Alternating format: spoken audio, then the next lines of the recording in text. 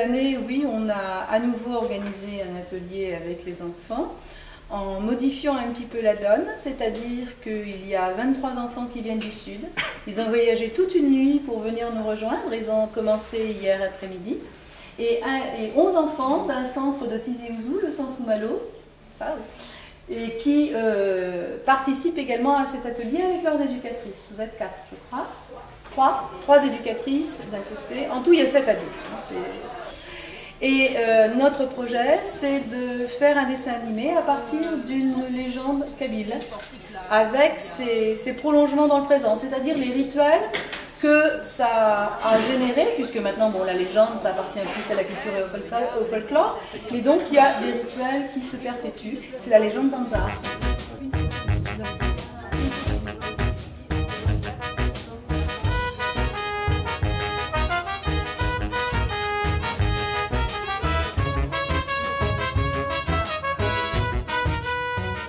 Il faudra qu'on le dise, le dialogue, il faudra qu'on le joue, qu'on chronomètre pour savoir combien de temps ça dure, pour avoir le bon nombre de dessins pendant les dialogues. D'accord? Comme ça, on n'a pas de problème et on gagne du temps. Mais vous cherchez là, c'est bien, il n'y a pas de souci. Hein. Vous faites du bon travail. C'est pas un problème. Simplement, ce que j'explique, parce que ça peut être frustrant, vous avez écrit un truc, puis il faudra peut-être recommencer pour raccourcir certaines choses ou rallonger certaines choses. Mais c'est pas grave, vous travaillez bien quand même. Ça ne voudra pas dire que vous avez mal travaillé.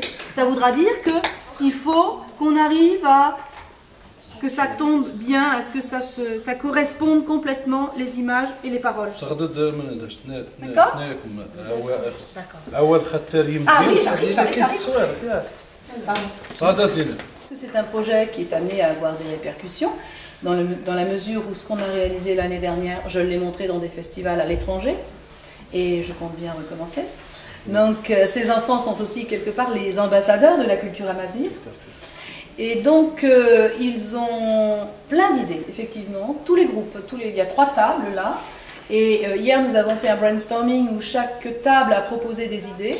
Et je dois dire que de tous côtés, on fusait des idées, des propositions, même des propositions d'organisation du film. C'est tout à fait fascinant parce que ils ont proposé, par exemple, de le construire sur un flashback. Ce qui est quand même... Ils n'ont pas prononcé le mot, bien évidemment, parce que ça relève du vocabulaire spécialisé. Mais...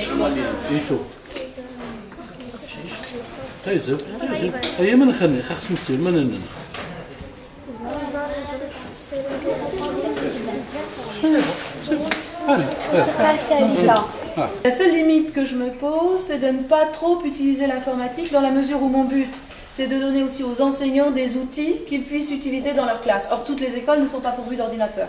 Donc, effectivement, on utilise le dessin. Alors, dessin sur papier, dessin sur cellulo, ce qui permet de superposer des dessins et donc de gagner du temps. La pâte à modeler, et si vous avez vu notre travail de l'année dernière, vous avez vu qu'il y avait toute une séquence en pâte à modeler. Cette année, j'aimerais aussi utiliser les techniques du papier découpé, papier déchiré. Ultérieurement, on abordera peut-être le papier mâché. Et si cette expérience se prolonge, ce que je pense, nous souhaitons tous un peu, après on n'est pas maître de notre destin bien sûr, je pense aussi aborder le verre peint et le sable.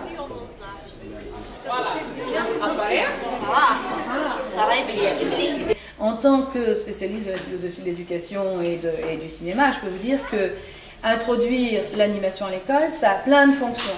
D'une part, ça éduque les enfants à savoir lire et décrypter des images. On vit dans un monde d'images, les enfants sont assaillis d'images, et l'image s'impose avec une force telle qu'en général on perd son esprit critique face à l'image. Or là, ils vont apprendre à en composer. Et la composition d'une image de dessin animé est infiniment plus exigeante encore que la composition d'une image de film, puisqu'on fabrique tout de A à Z. Donc ils sont vraiment là plongés dans les problématiques de construction de plans. Première chose. Deuxième chose, l'animation peut aussi... Je conçois tout à fait qu'un système éducatif ne fasse pas une discipline animation à enseigner, mais elle peut être utilisée de façon transdisciplinaire. Un professeur d'histoire, un professeur de géographie, un professeur de littérature, etc. etc. Même de mathématiques à la limite, puisque on utilise là un certain nombre d'images secondes, donc il faut diviser pour avoir son temps de... etc.